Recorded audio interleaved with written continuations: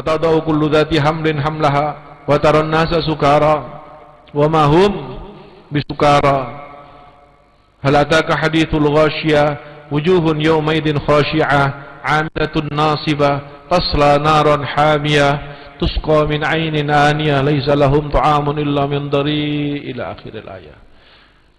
Sahabat yang sudah dipersiapkan keyakinannya oleh Nabi sallallahu alaihi wasallam, sudah ditempa dan ditancapkan iman dan tauhidnya, kemudian mereka tidak mendengar satu hadis tentang satu ayat tentang azab kecuali seakan-akan azab ini betul-betul nampak di hadapan matanya. Takut sekali sahabat. Kita baca Al-Qari'ah Mal-Qari'ah, yauma yakunun nasu kal farashil mabthus wa takunul jibalu kal ihnil manfus wa amma man thaqulat mawazinuhu fa huwa fi 'ishatin radiyah wa amma man khaffat mawazinuhu fa ummuhu hawiyah. Kalau faham artinya, baca dengan iman, enggak mungkin tidak akan nangis hatinya membaca ayat ini. Bagaimana tidak? Ketika kita membaca ayat ini, maka jelaslah bahwa saya bukan ahli sorga. Sebab di dalam ayat itu disebutkan yang lebih berat timbangan dosanya dibanding pahalanya, maka akan dilemparkan oleh Allah ke neraka hawiyah. Lah kita siapa? Kita lebih banyak dosa apa pahalanya?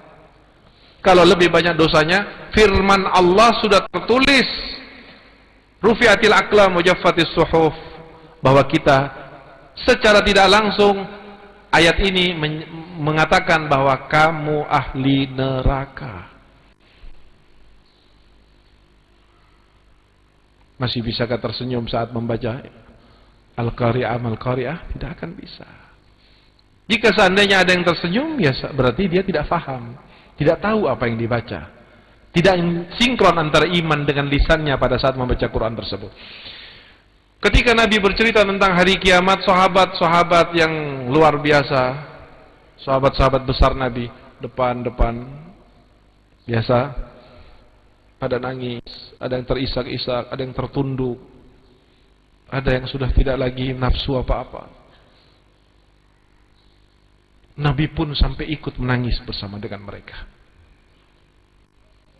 Saat seluruh masjid dalam keadaan ketakutan kepada Allah,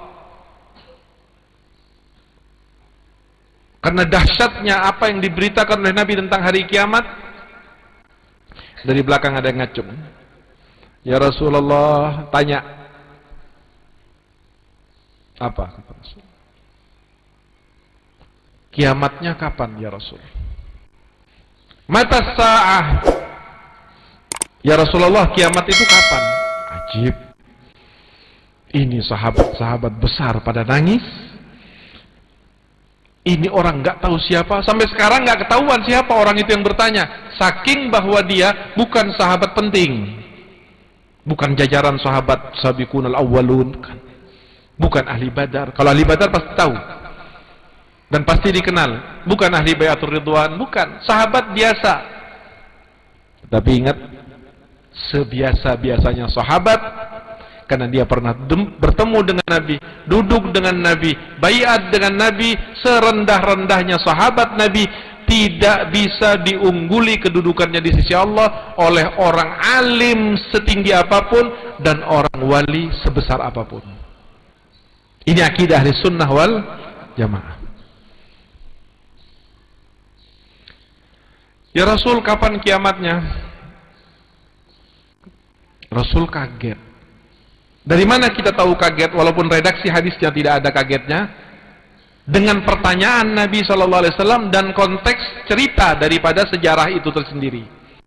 Sahabat nangis, Nabi bicara tentang hari kiamat, tiba-tiba ada satu orang nanya, kapan kiamatnya ya Rasulullah?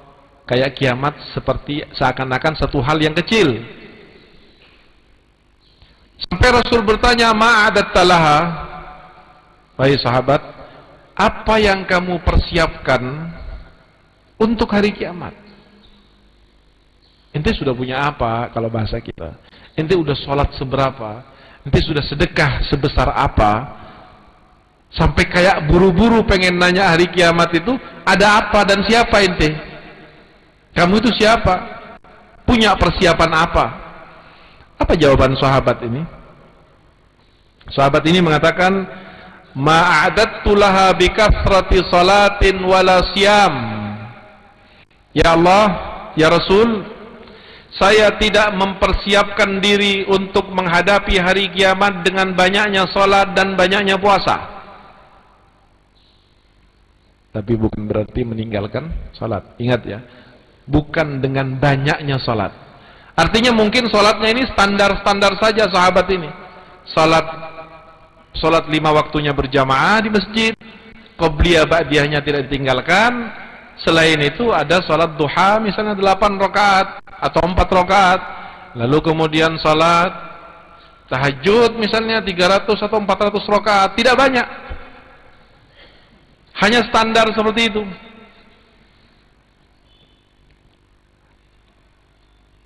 Puasanya hanya Ramadan,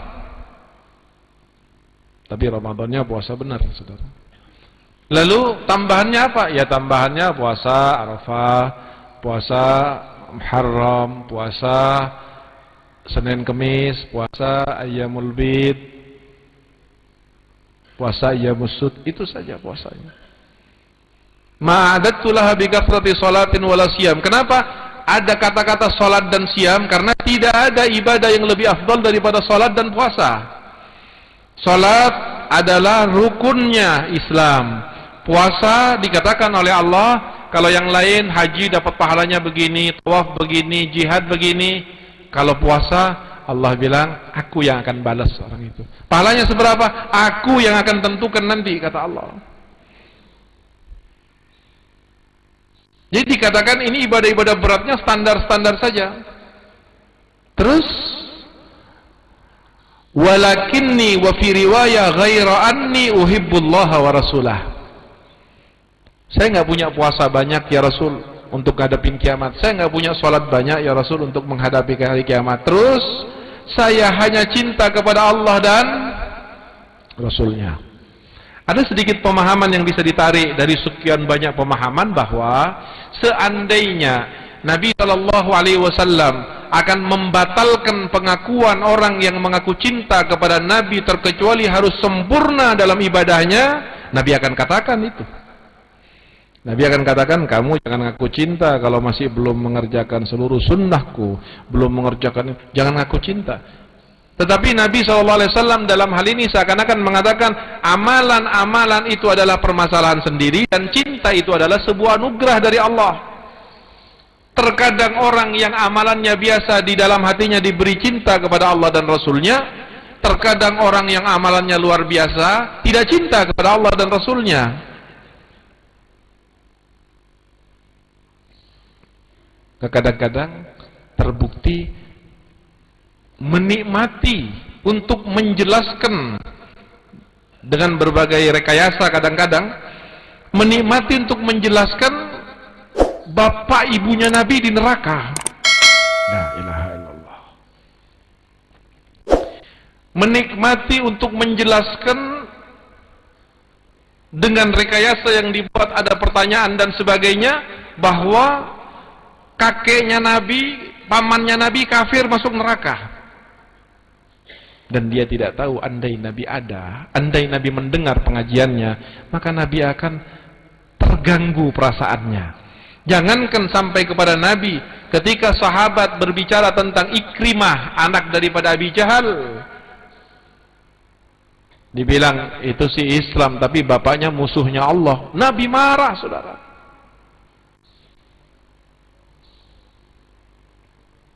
Ketika ada orang suka ibadah, suka sholatnya baca tabbat yada abi lahabi wa tab, dikeras-kerasin, orang munafik.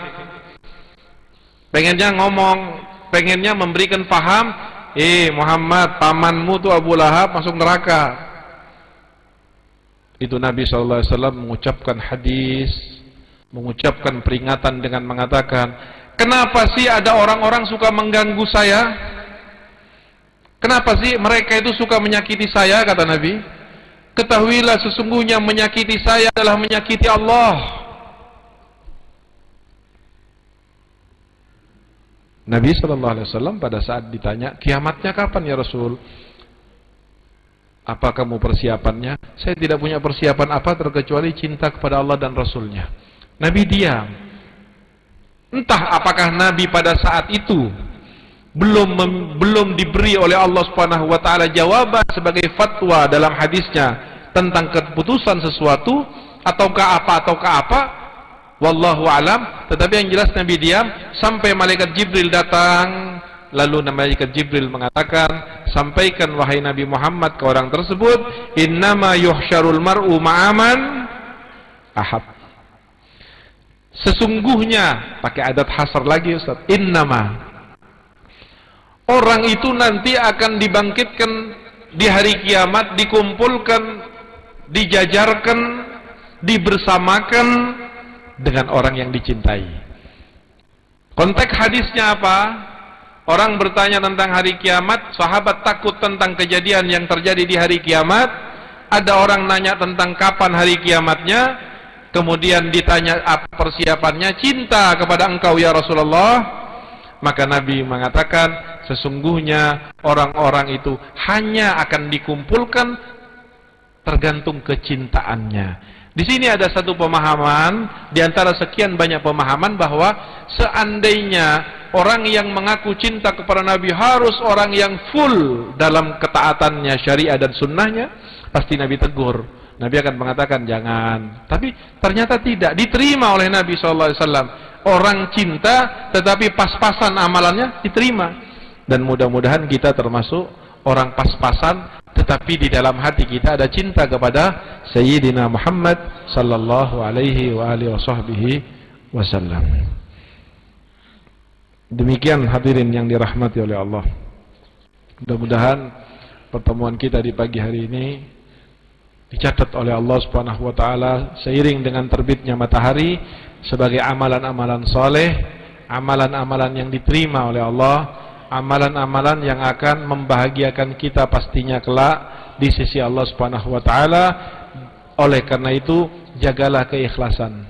Jagalah keikhlasan kita, jagalah